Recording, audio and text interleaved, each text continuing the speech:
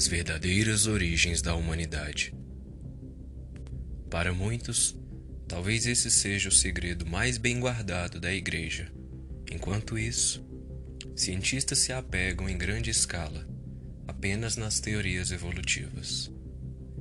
E se tudo que aprendemos sobre a origem humana são mentiras?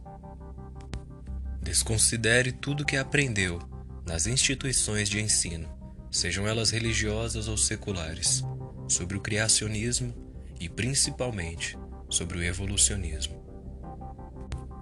Tudo que tem sido ensinado tem somente o objetivo de manter a humanidade ignorante e submetida aos sombrios interesses das corporações político-econômicas das nações, ou melhor, o governo oculto.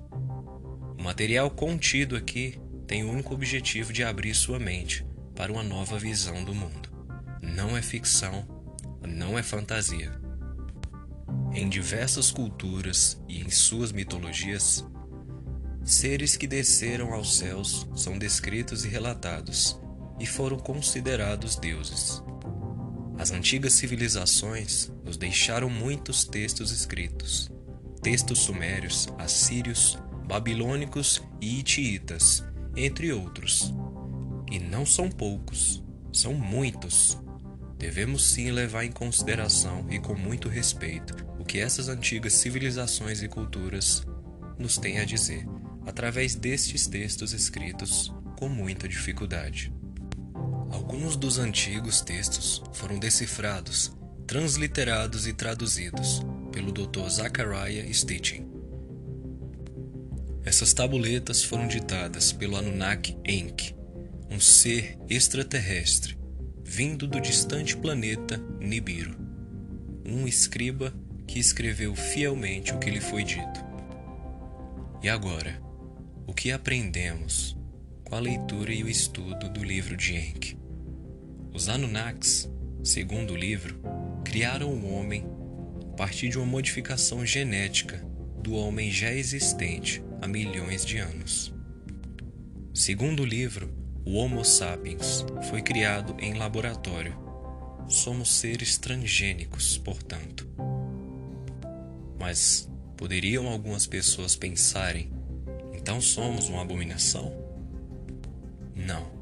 No decorrer da leitura, vemos que o eterno Criador de tudo enviou seu anjo para dar instruções aos Anunnaki, para preservar a humanidade em duas ocasiões de grandes calamidades. Uma das vezes, o anjo aparece para Enki e o instrui sobre o dilúvio, e deixa para ele uma tabuleta com o desenho do projeto de uma espécie de submarino.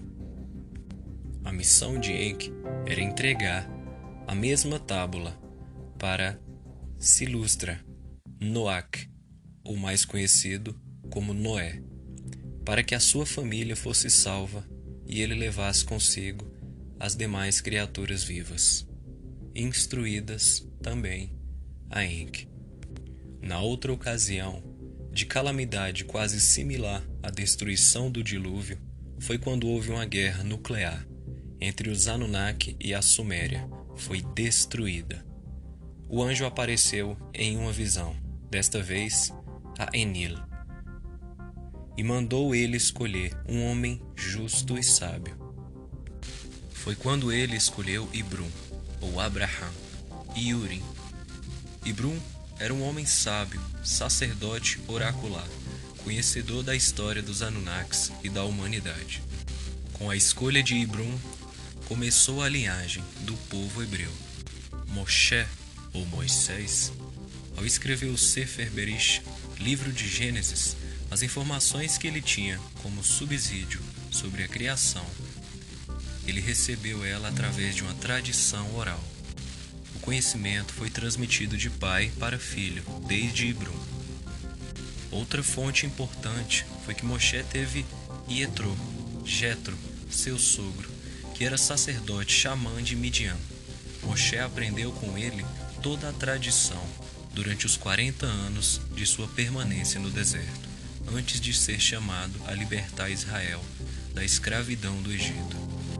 Vemos então que se o eterno Criador de tudo tomou providência para salvar os humanos e as demais criaturas enviando seu anjo, significa que a criação do homem pelos Anunnaki estava nos planos da vontade divina. Os Anunnakis agiram inconscientemente como emissários do eterno Criador. As antigas civilizações apontavam e representavam esses deuses em pinturas, escritos e em suas mega-construções. Os escritos relatam um nível de inteligência tecnológica e consciência cósmica, manipulação genética durante suas criações e conhecimento astronômico. Perante os textos, é possível se fazer uma pergunta importante: como os antigos sumérios conseguiram relatar e descrever em seus escritos a existência de Urano e Netuno? O primeiro dos modelos de telescópio especificamente criados para finalidades de observação astronômica só foi desenvolvido por Galileu Galileu entre os anos de 1609 e 1610.